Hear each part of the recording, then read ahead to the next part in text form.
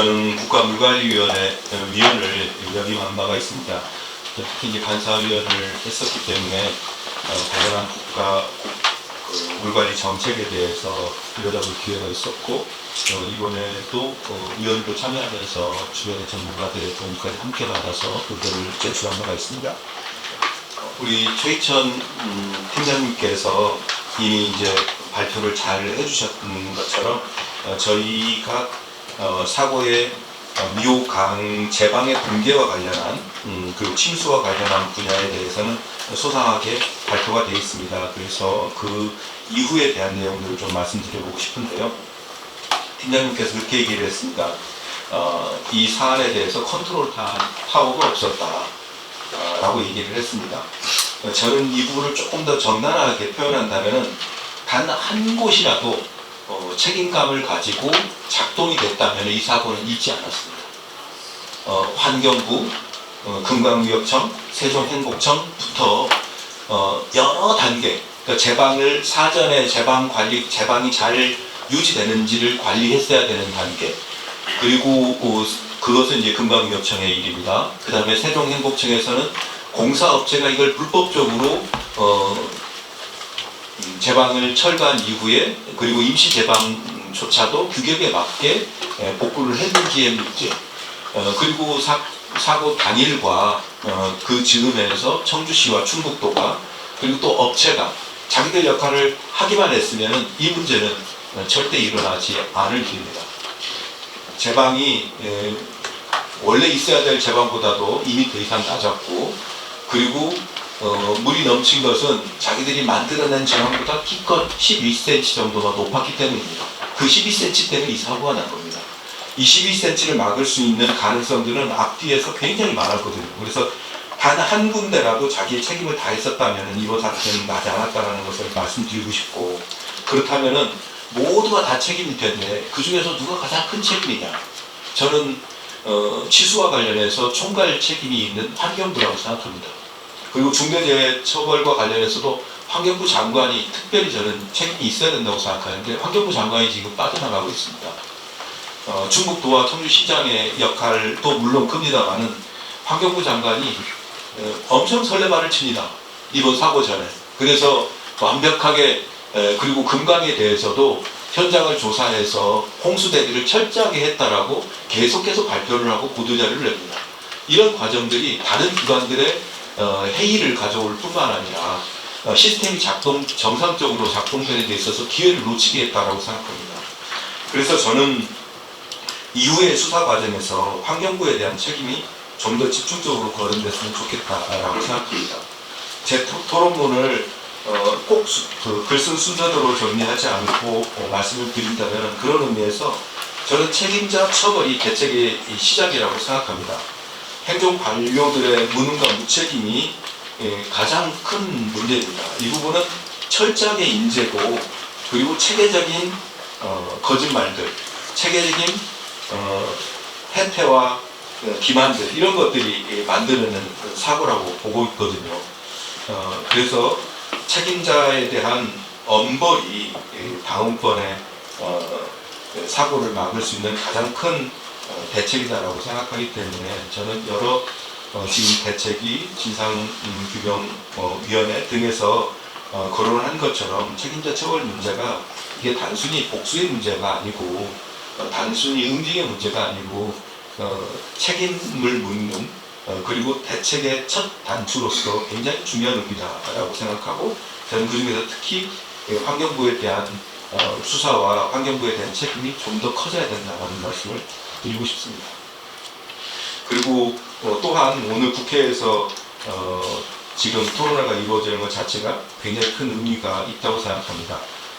원래 이런 큰 수해가 나면은 당연히 진상조사를 하게 됩니다. 그 진상조사는 건설기술연구원이라고 국가의 기관이 있습니다.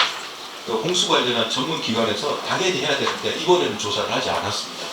그래서 홍수가 왜 발생했고 누구에게 책임이 있고 하는 것에 대해서 진상을 구조적으로 가린 상태가 되는 겁니다.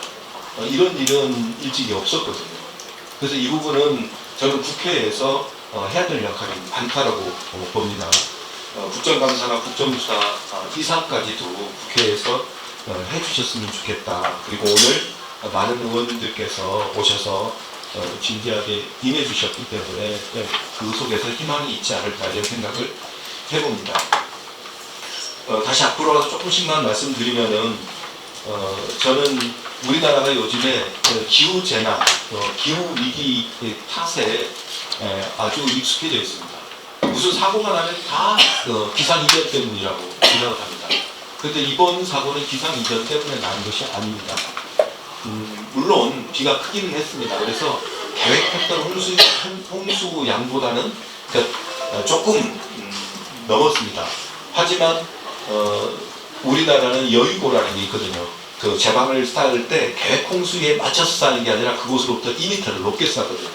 이것이 있었으면은 문제가 해결되는 거거든요. 전혀 발생할 일이 없는 것이거든요. 따라서 이것은 약간 큰 정도의 홍수였던 것에 불과하고 기후변화에 따른 재난이다라고 볼 수가 없다는 겁니다.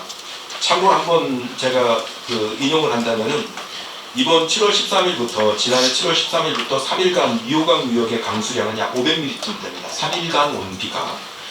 그런데 기후 이변이다라고 할 정도가 되면은 이 정도가 됩니다. 2002년에 7월 30일 날 강릉에 하루 동안 강수량이 780mm였습니다. 3일이 아니라 하루 동안. 그리고 21년에 서울 신림동에서 시간당 강수량이 1시간에 왔던 강수량이 142mm입니다. 이런 정도쯤이 기상이변이라고 볼 수 있는 것이고요. 그리고 청주를 대상으로 해서 우리가 기후 대책이다라고 한다면은 제방이 넘칠 정도가 돼서 시민들이 어떻게 의식이 보입니다. 또는 청주 시내를 침수시키지 않기 위해서 상류 지방의 제방을 터서 들판을 침수시키는 이런 비상 대책 같은 경우가 차라리 기후 위기 대책인 겁니다. 제방을 관리하지 않는 것 이런 것이 무슨 비상 대책입니까? 기후 대책도 아닙니다.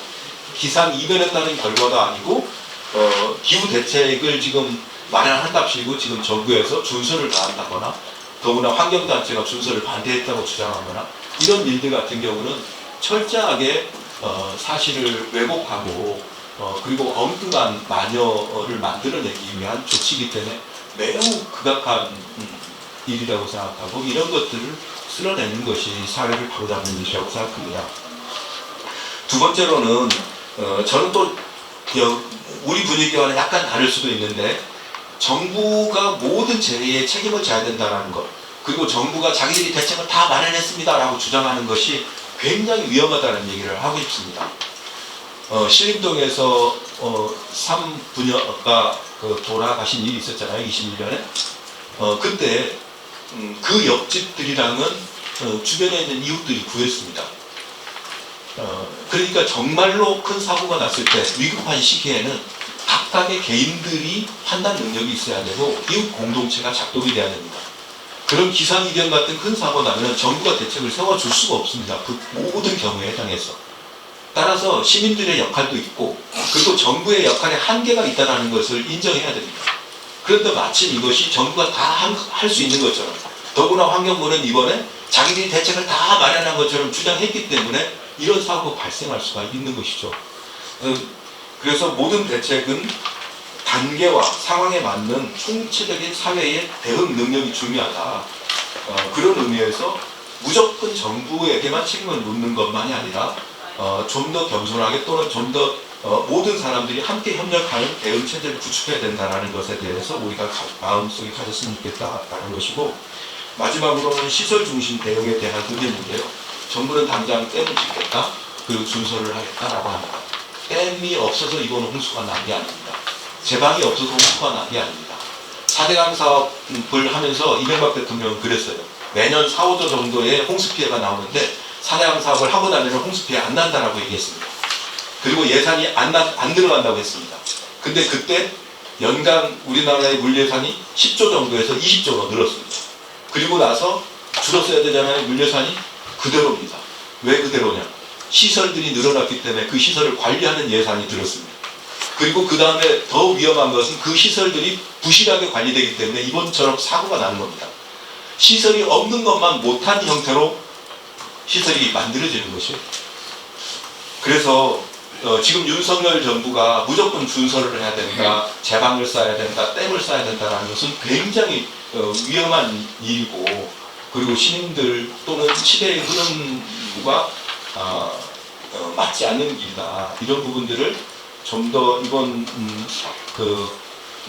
참사를 계기로 해서 우리가 반성하고 정책을 좀 더 진지하고 그리고 효과적으로 이룰 수 있도록 법제도 준비하고 우리가 계속해서 힘을 모아야 된다고 생각합니다. 이상입니다.